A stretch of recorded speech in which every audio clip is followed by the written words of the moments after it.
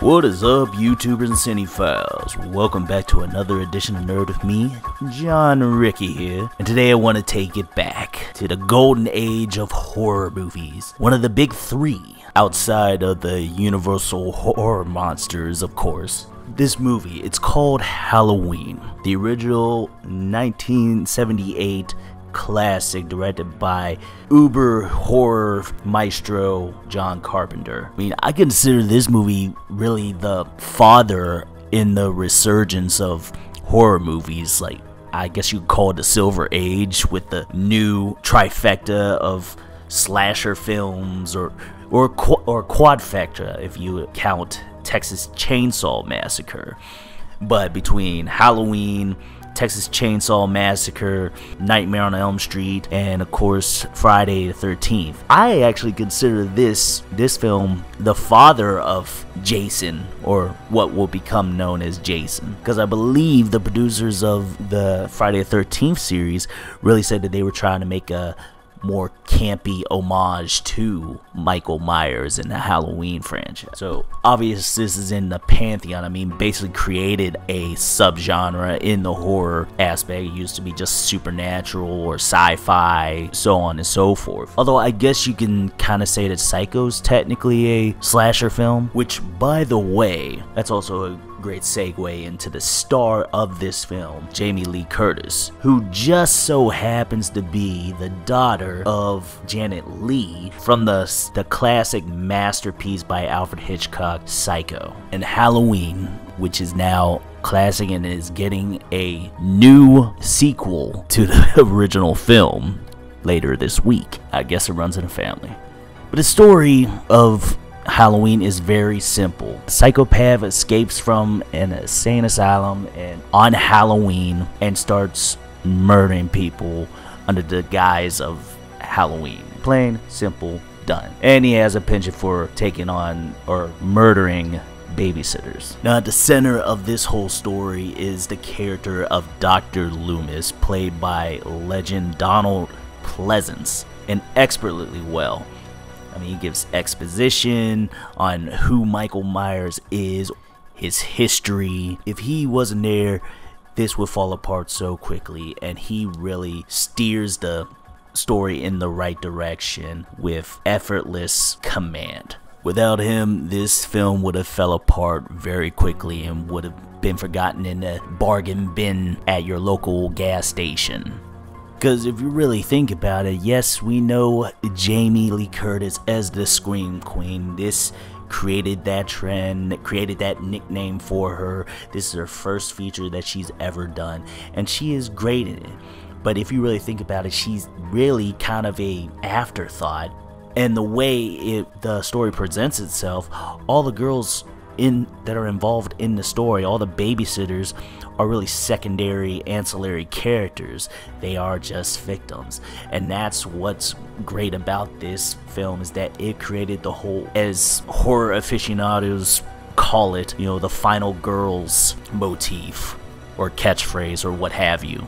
And just the fact with the horror trope that you don't know who's going to survive, this one works it well. And of course, it's just a new thing, they weren't really thinking about it, it's just the way the story unfolds. Really adds an air of mystery to it. But boy, what's that old saying? Diamonds are made from pressure, under pressure. And man, John Carpenter is a hell of a diamond cutter here, man. He created a beautiful gem with his direction, particularly under the fact that he only had $300,000 to work with. Half of that went to, you know, just getting the cameras along with the location, so on and so forth. And plus, he only filmed it in 20 days, man, to get this beautifully paced thrill ride that always has an atmosphere of creepiness that just leaves with you even in the most mundane of parts. There's always that sense of dread that Michael Myers is just around the corner, or in that shadow, or there, or there. And the way he does it is just with such minimalism, you know, like, oh hey, there's a crazy figure over here, which Or there's a crazy figure over there. Like, who the heck is that? Plus the fact that this is a person that's hiding in a crowd, almost being anonymous because it's during Halloween. So you don't think nothing of it. And side note, just on the way they portrayed Michael really adds to the fact that in the script, he's not described as like Michael Myers.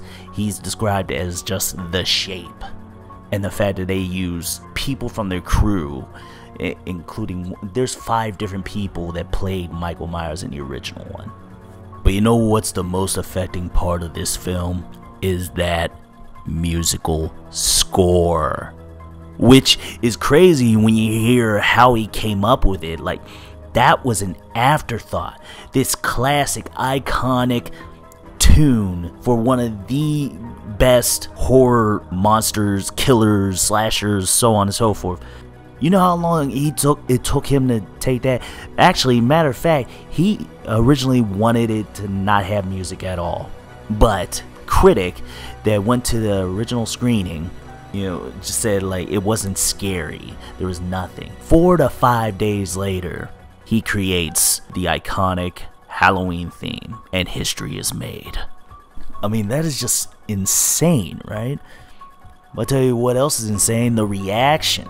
I mean, hell, we've had, what, 9, 10 different Halloween films over the course of 30-some years. Crazy. But the music, the simplicity of the story, and of course the classic star turn of Jamie Lee Curtis, shepherded by Donald Pleasance, Halloween gets a great "I'll be back," man.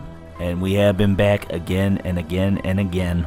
And we're going to go back one more time, except it's going to be a direct sequel to this one. So it should be interesting. But hey, guys, if you have not seen Halloween yet, I suggest you go out and rent it or order it online. If it's on Netflix, definitely check it up, pick it out. This is on your list of horror movies to see before you die.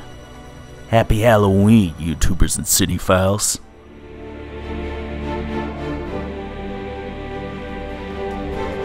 And that'll be it for now, YouTubers and Cinephiles. If you like the content and you want to comment, like, share amongst your friends, but do me a favor and look below the video and click that subscribe button and hit that bell so you can get more amazing content like you just witnessed today. Y'all take care, YouTubers and Cinephiles.